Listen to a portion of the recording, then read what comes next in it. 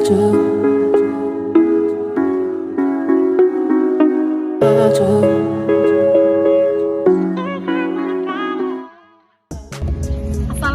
warahmatullahi wabarakatuh.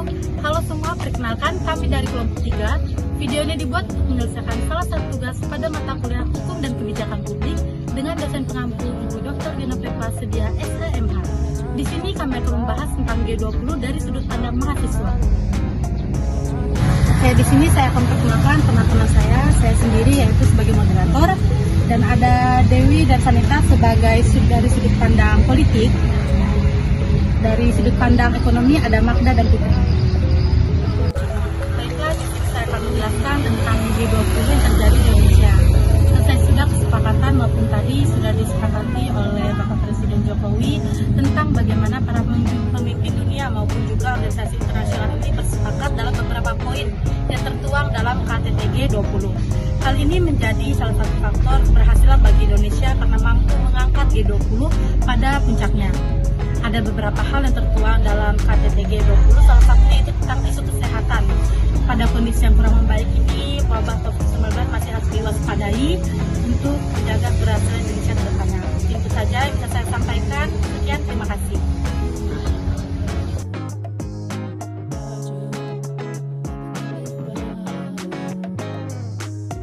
Menurut pandangan kami sebagai mahasiswa dari sudut pandang politik, G20 merupakan forum internasional yang fokus pada koordinasi kebijakan di bidang ekonomi dan pembangunan.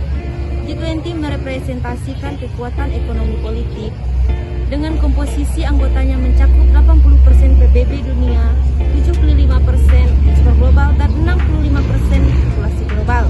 G20 yang diselenggarakan di Bali berhasil mengesahkan pernyataan para pemimpin atau leader declaration. Beberapa kepala negara G20 menyepakati antara lain perlunya upaya penegakan hukum internasional dan multilateral, mengupayakan ketahanan pangan dan energi, serta mengadopsi teknologi digital untuk mendorong inovasi. Baiklah, selanjutnya akan dilanjutkan oleh rekan di sebelah saya. Nah, selanjutnya teman-teman saya akan memaparkan bagaimana sih dari segi pandang politik terhadap Presiden Joko Widodo. Menurut pengamat politik Presiden, karena Presiden Joko Widodo ini telah melakukan konferensi tingkat tinggi G20 di Bali. Ini sangat penting karena dalam masa kepemimpinannya apakah bakalan teruji?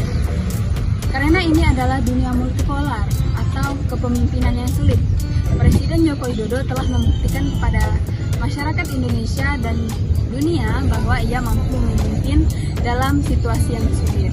Ia juga dibantu oleh beberapa Perdana Menteri yang lainnya seperti Perdana Menteri Keuangan yang ada di balik layar.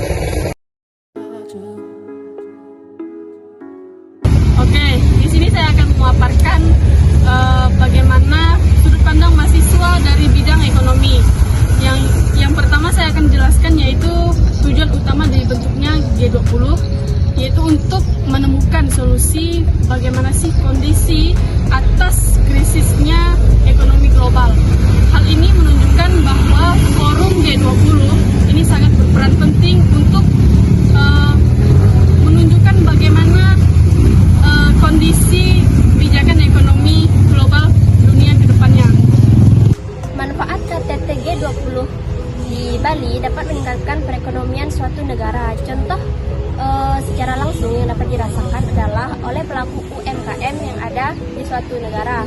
Ya, baik, saya di sini selaku mahasiswa sebagai perwakilan dari masyarakat. Saya mewakili masyarakat ingin bertanya. Salah satu tujuan KTT G20 adalah mengincar para investor dari luar negeri untuk berinvestasi di negara Indonesia.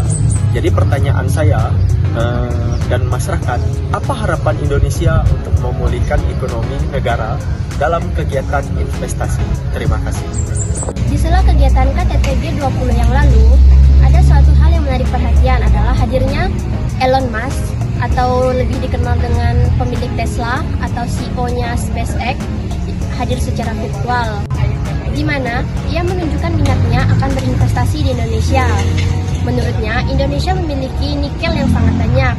Yang kita ketahui bahwa nikel adalah suatu bahan baku utama pembuatan baterai. Baterai digunakan sebagai salah satu bahan baku untuk kendaraan listrik, di mana kita tahu bahwa pemerintah Indonesia telah menganjurkan masyarakatnya untuk menggunakan kendaraan listrik agar mengurangi emisi atau gas-gas berbahaya di dalam suatu negara. Baiklah, di sini bisa kita simpulkan ternyata G20 ini sangat berdampak pada sektor ekonomi, politik maupun internasional